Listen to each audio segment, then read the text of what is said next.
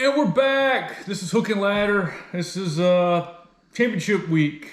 What to say? Basically, the season's conclusion to the regular season, I guess you want to call it. That's correct. Not really a great way to say it, but yeah, championship Saturday started.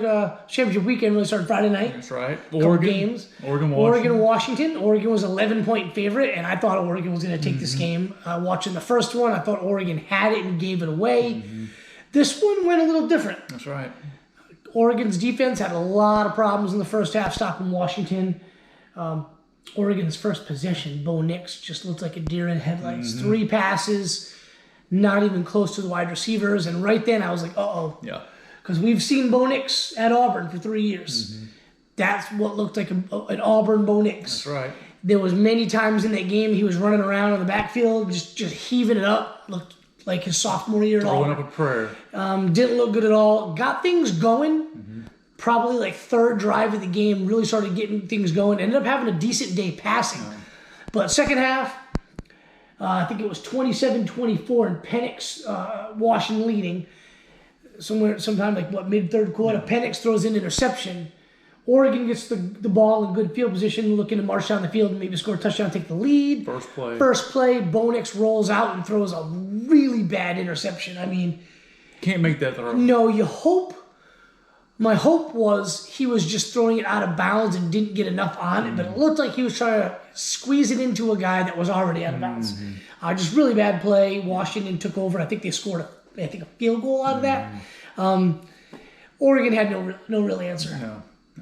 Close game, but still. The score of 34-31 doesn't indicative. Washington had control of this game. They did, and they scored a late touchdown to really... put the clamps down Oregon. Oregon came back and scored, but it was... Just ran out of time. Yeah, it just ran out of time. Yeah. And then Washington looked really good. And they haven't looked that good in a while. That's right. So, deservingly, they got into the playoffs. That's why college football is so great. Yeah. You can have a team, and the next game we'll probably talk about it as well. You can have a team that's kind of looking a little lackluster the last few weeks, and all of a sudden they come to Championship Saturday, and they look like the team everybody thought they were earlier on in the season. Yeah. Liberty knocked off New Mexico State 49-35. I don't think you saw any of this one. I didn't see any of that, but good for Liberty. I saw that they won. I just didn't watch any of the game. I believe they're in the Fiesta Bowl. So good for them. Let's talk about Saturday's games. Georgia. Let's start what do you want to start with? Chronologically, with the Texas game, because that was first in the day. Okay, we'll go Texas first. Okay, Texas knocked off Oklahoma State 49-21. Quinn Ewers went off. Dude, first half was one of the best halves of football I've ever seen. He did have a pick six that he threw. Bad throw, but great play by the defender. They looked really good. I mean, really good. Everybody was on all cylinders. All 3 wideouts, even though they lost Xavier Worthy. He may or may not be back for the playoff. I don't know. Looks like some kind of ankle injury. Yeah. If he has a tightrope, we all know. With Tua Tagovailoa, Brock Bowers, the elite athletes can get back in 4 weeks. He's got a shot if he has it very soon. Not really sure. I haven't seen anything on him today, but I'm assuming that's what it is. Yeah. But man, Texas looked good offensively, great defensively. They looked great. Oklahoma State really couldn't get anything going. They got a couple of touchdowns. Right. They had a nice couple of drives passing the football. They really couldn't get a lot going on the ground. Clearly, Texas was the superior team. Yeah, I mean, Texas just was like, hey, look. People think that we might be on the outside looking in. Let's put up a performance that'll take away any doubt for the committee, and they did that. Absolutely. And I guess you're going to go to Georgia next? Yeah, that'll be the next game. Okay. Alabama knocked off Georgia 27-24. Bama looked great on both sides of the ball. Offensive line, defensive line, really dominated the line of scrimmage, I thought, throughout this game. They did. I went back and watched a lot of this game again today. Other than the second quarter, now if you remember 2021, it's such a similar situation. Auburn goes into Alabama goes into Auburn for the Iron Bowl, and it's a 4 overtime nail biter. They barely win. They got to score a late touchdown with under a minute left just to get it to overtime. They come into the SEC championship game, and it's a pretty tight first quarter. Second quarter, Alabama just goes off on Georgia, scores 28 points in the second quarter, and the game was essentially over. In the second half, I think Alabama only scored once in the second half, but they were just up a huge lead. Georgia couldn't capitalize and get back into the game. Similar situation 2 years later. Alabama goes into Jordan-Hare, plays in the Iron Bowl at Auburn, and has to have a miracle 4th and 31 heave touchdown pass to win the game. They come into to this game, and I knew. All right, a lot of Georgia fans were confident. I didn't see why they should be that confident. I'm like, dude, you're playing Alabama. You can never count Alabama. This was, by all estimations, a down Alabama team. But here we are at 11-1. Down Alabama, they're freaking 11-1, right? I think other than, just like 2021, other than the second quarter, which Alabama ran it down Georgia's throat, I thought the game was a lot tighter. It was. Alabama was only able to score, I believe, 10 total points in the second half. Of course, Georgia only scored 17 in the second half. They held that Georgia offense to 7 points in the first half, which is really good. I thought this was a game that Alabama took it to them. Yeah. There was some very questionable calls. And I hate that. I cannot stand calls dictating games that happened in the playoffs between Clemson and Ohio State a few years ago. I don't like that. These are calls that directly impact the outcome. This isn't like a holding call here and there or some kind of pass interference. It's a little ticky-tacky. There was a few ticky-tacky pass interferences called on Georgia yesterday. There was one on Alabama. There was a horse collar that It was not a horse it was not a horse collar. The 4th and 4 with the guy, they called it a catch, but upon review, on replay, it wasn't. They didn't review it. Right. For some It reason. should have been a booth review, and it wasn't. It should have. It was a critical There moment was some in of the that, game. and I'm not making excuses for Georgia. Alabama beat them. But I'm leaning towards more today after watching most of this game again. Georgia kind of beat themselves. No. This wasn't the Georgia team we've seen all year. Well, Mistakes. Not even penalties on offense. They were just missed assignments when it came to blocking guys. I think from what I saw in that game, I thought the Brock Bowers, Ladd McConkey, Mims, they were definitely not their normal selves. Yeah, Mims left with an injury, never came back. Brock was not Brock Bowers. Ladd McConkey was trying to play, and he had no business being on the field. Both of those guys had ankle injuries, and they were not 100%. No excuses. They both caught a couple of passes. There were other guys, but I don't feel guys like Marcus Roseby, Jack St. Dominic Lovett, those guys didn't step up when they were needed. The offensive line didn't play great in the run game, but it was serviceable. Right. They were plays to be made, and they weren't making them. The only guy I thought offensively that was making plays was Dylan Bell. Carson Beck didn't have a bad game. No. And then if you look at the flip side, Alabama, okay? Milroe didn't play great. Milroe didn't have a great game. I think it was like 1 for 8 to start the game, but he had the touchdown pass. He ended up having 2 touchdown passes. One of them was a blown assignment by a freshman linebacker. Still no excuses. You're in that position. You got to make the play. He didn't have a great game. He didn't run the football for a ton of yards, and neither did Alabama other than the second quarter. Yeah, I thought Isaiah Bond was best player on the field. Isaiah Bond looked phenomenal. He was open everywhere. Every play, I mean, other than the kind of drop pass, but every time they threw it to him, dude was wide open. He was the star of the game. I don't know. He wasn't the MVP. They gave it to Milroe, I think. But Bond, I thought, was great. Yeah. Alabama's defense was great. I thought Caleb Downs did an excellent job shutting Brock Bowers down for the most part when he did go down the field. I got to give credit to Alabama. Their defense gave up points during the year. Their offensive line gave up sacks, which they gave up, I think, 5 sacks yesterday. Georgia sacked Milroe a bunch of times. They got to the quarterback. It's just offensively, we didn't do enough to win the game. No, Georgia's offense really disappointed them. I kind of was like, dude, Bobo's putting up points all season long, and they pissed down the leg in the biggest game of the year. Doesn't make any sense. It seems like they were going to that sweep to the left, sweep to the right a little too much. And it wasn't working, and they kept calling it. Unless they were trying to make another play happen or setting them up for something and never quite come to fruition. But moving right along, Michigan knocked off Iowa, as many expected, 26-0. They just had no offense. Yeah, I mean, I watched a little bit of this game, and it was snooze fest. Iowa can't score. I predicted 33-0. It was 26-0. Michigan didn't play up to their standard. And after actually watching the playoff selection show today, Blake Corum said as much. They didn't execute the way that Michigan's been executing, but it kind of wasn't a big deal. And when we talk about the playoffs, and I'll get to this more, but I mean, is Iowa, I mean, their defense is good. They're legitimately a good defense, but I thought Michigan didn't have any issues. But really, 16th ranked team in the country? I mean, to have the 16th best team in the country, even in a conference championship game, to me is a little suspect. Well, you see where things are right now, and people are upset at how the playoff thing shook out. But next year, you're going to have 12 teams. A lot of these conferences are going to be completely different. Yeah, I just think that, I've been talking about the Big Ten all year. The Big Ten West is garbage. I don't care that Iowa's got a good defense. I don't care that they're ranked number 16. Nobody really thought they had a chance to win. It should have been a few people on game day picked them to win, but I think I really don't think it was because they actually thought they were going to win the game. Just a puncher's chance. Yeah. Moving right along, Florida State knocked off Louisville 16-6. Another snooze fest. I watched a lot of this game because it was more interesting to me than the Michigan-Iowa game. Louisville would move the football, and then something would happen, like turnover or a sack, and then they have to punt. Florida State didn't look good. But when they needed it most, the running back, I forgot his name. Benson, yeah. He really kind of stepped up and played pretty well. Look, if you see the passing lead was Jake Plummer at 101 yards. And Toffoli had 118 yards rushing. Thrash led the game in the receiving. Neither offense looked good. And I really thought after, this was one of the night games, after seeing Alabama win, that was the chaos the committee needed. Everybody was arguing. I knew Alabama was in. Okay? The SEC is too big of a conference, and we'll get to that in a second. But this was the game I felt Florida State needed as the audition. And they didn't pass it. They were playing with their third-string quarterback. Defense is really good. Louisville's averaging, I think, like 34, 35 points a game. Florida State's defense is really good, but their offense is atrocious. Without the Louisville's not a juggernaut.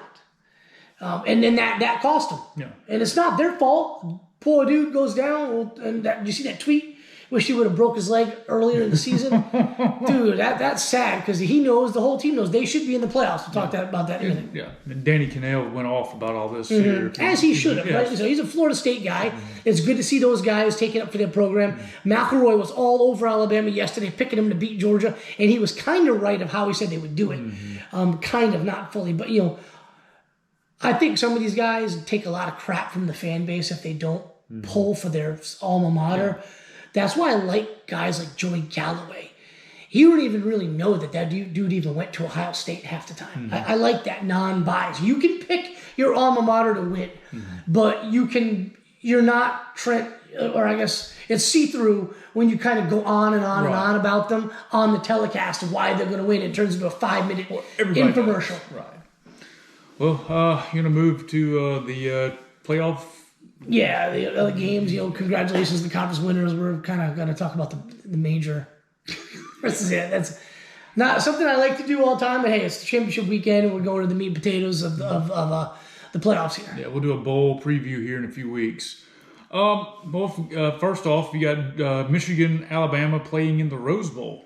Yeah, they announced this, and there were a lot of tie-ins. So when they were announcing, they had Michigan number 1, and they had the other 3 teams, and they were going to go, let's go 6 and 5. The minute number 6 came out, which was Georgia, but there were tie-ins. So when they announced number 4, then some of the New Year's 6 games started coming to play, but Georgia was number 6. First time a number 1 team has dropped more than 3 spots. And I honestly feel that, if this was 2021 again, Georgia would be at number 4. Okay, but this field, there were so many teams in the mix. This was just the worst year to lose your conference championship. This was the worst year to have any kind of issues like that happening. Because I honestly feel that the committee felt Georgia was still one of the 4 best teams. They weren't going to go that route. They had no place to put them. Exactly. So Michigan's number 1. They announced Georgia at 6. They go to 4, and it's Alabama. I'm not surprised. Bama's been winning titles since 2009. They have too much power. And it's not anybody's fault. It's not even Alabama's fault, other than the fact they've just been too good for too long. This is going to be Nick Saban's 7th national championship with Alabama alone. So they've got too much power. They're not going to leave the best conference out. And this is where we get to that Texas, Oklahoma State, and Michigan, Iowa game. These conferences are not created equal. The Georgia-Alabama game, in my opinion, was the de facto national title, just like last year's Peach Bowl, Georgia-Ohio State. The winner of that game is winning it all. I still believe that. I picked Alabama to win the national championship for how many weeks now we've been doing the show? The whole season long, basically. Exactly. And I felt that the winner of that game was going to win the Natty.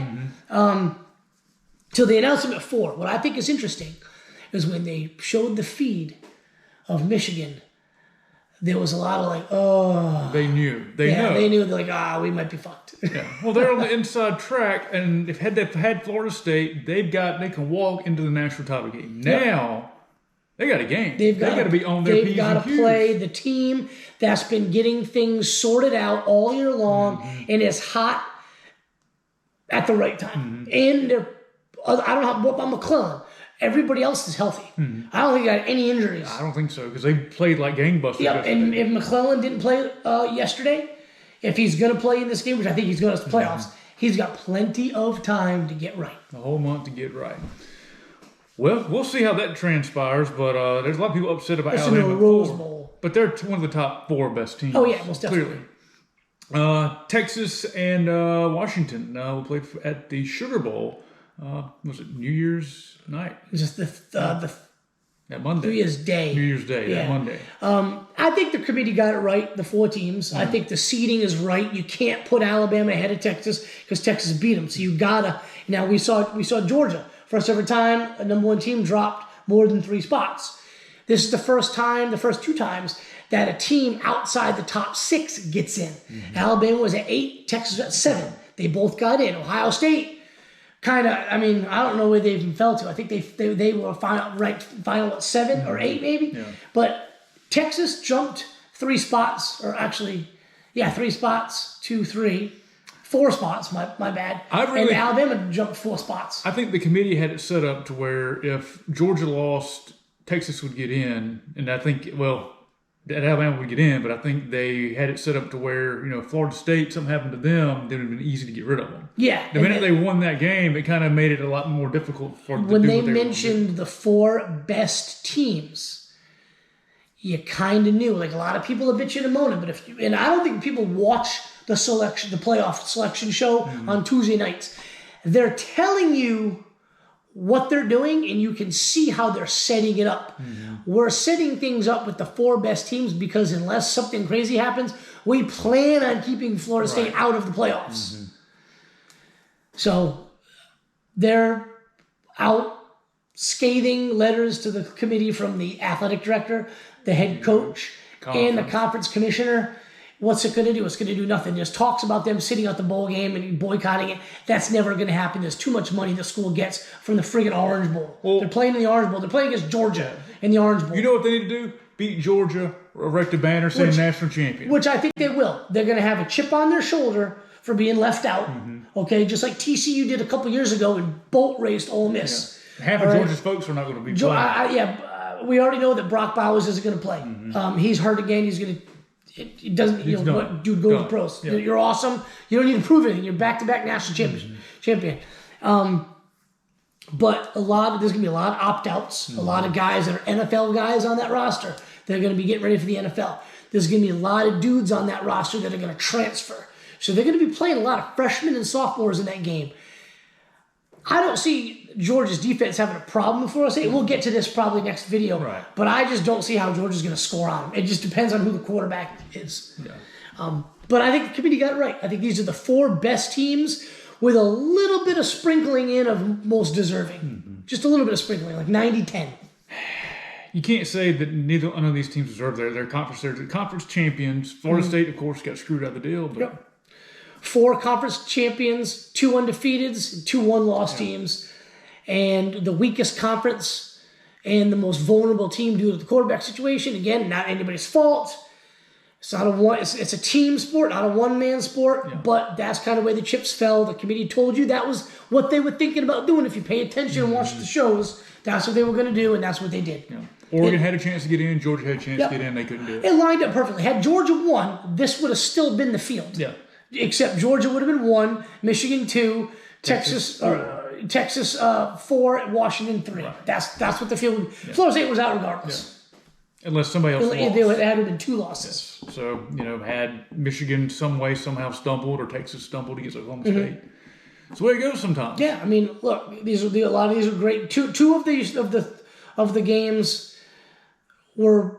Well, actually 3 if you count the Florida State Louisville. So 3 were competitive. Yeah. 2 were really good games, really hard-fought games.